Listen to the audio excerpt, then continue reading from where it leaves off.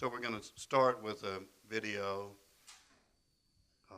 on showing a young Dick Wolf, and then we'll let Dick Wolf, today's Dick Wolf, comment on this.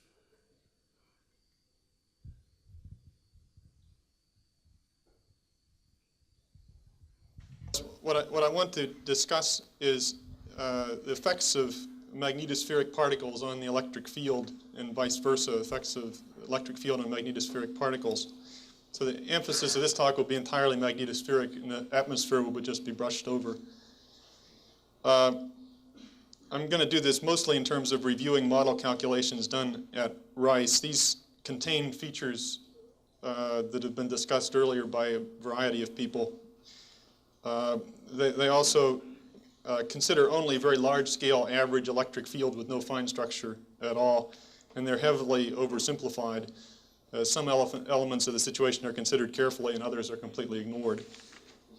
Sort of overall picture of magnetospheric convection in the ionosphere is shown on this slide. This is looking down on the north polar ionosphere. These hollow arrows, like that one, those represent plasma E cross B drifts. The heavy arrows, like that one, are electric fields. This is the conventional picture. The arrow heads and arrow tails here, here, here, and here, those are supposed to be field-aligned Birkeland currents. Okay, the polar cap plasma is convected anti-sunward, presumably because it's connected by field lines, or connected to field lines which are either merged with the solar wind or are in very close contact with the solar wind and are being swept back with the wind. Then there's a return flow at lower latitudes, which is necessary to keep a steady state in the magnetosphere and ionosphere. Now, in trying to make a halfway quantitative theory of this, it's useful to kind of divide the theoretical problem into two parts by drawing a boundary just outside the polar cap, which would be about like that. As I'm going to draw that boundary, just equatorward of these driving Birkeland currents, those are the Birkeland currents that go down at dawn and up at dusk. They're the ones that Axford showed on a slide from Levy, Pekchak, and Cisco, an old slide yesterday. Okay, now what we do is, so that's the time t equals 0 situation. Okay, now what we do is allow the ion sheet to move the way it wants to under the influence of this electric field that it partly generated itself. So we calculate an electric field, move the ion sheet for a minute or two, recalculate the electric field with a new position of the ion sheet, let the ion sheet move again, and so on. Okay. Next slide shows then what happens half an hour later magnetosphere time.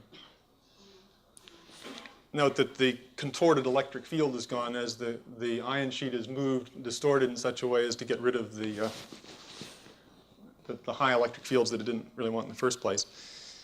So the big fields are gone, particularly at night, where the field's gotten pretty small.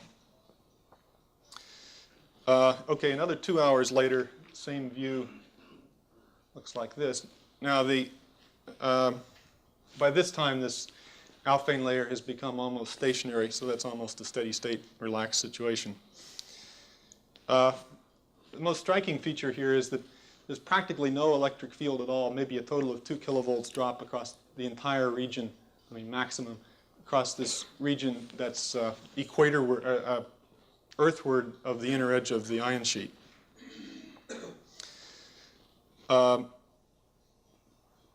So this is the shielding effect that Chappell was talking about.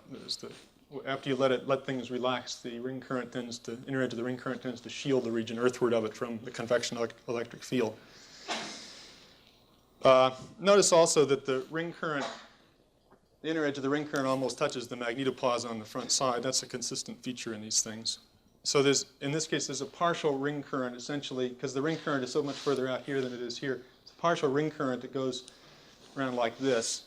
So it's taking charge from the dawn side and putting it back in the dusk side.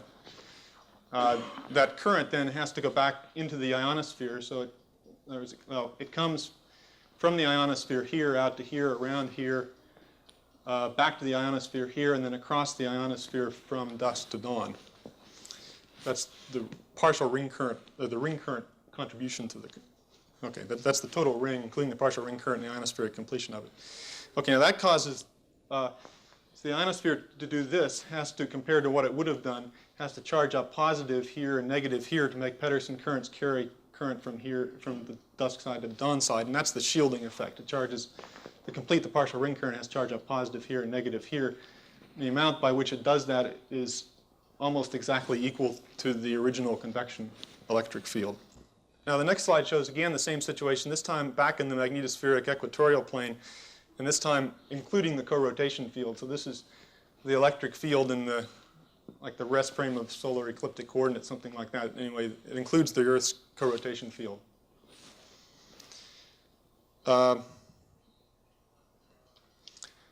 Now here, in this case, these are electric fields in a non-rotating frame, so these are essentially drift velocities of cold particles, if there are any there. The arrows are the directions of drift. They drift along the equipotentials. Let's see, the last closed, it's tempting to associate the plasma pause with the last closed flow line about the Earth, assuming everything's been steady for a while. In this case, the last closed flow line for cold particles about the Earth is this thing. Okay.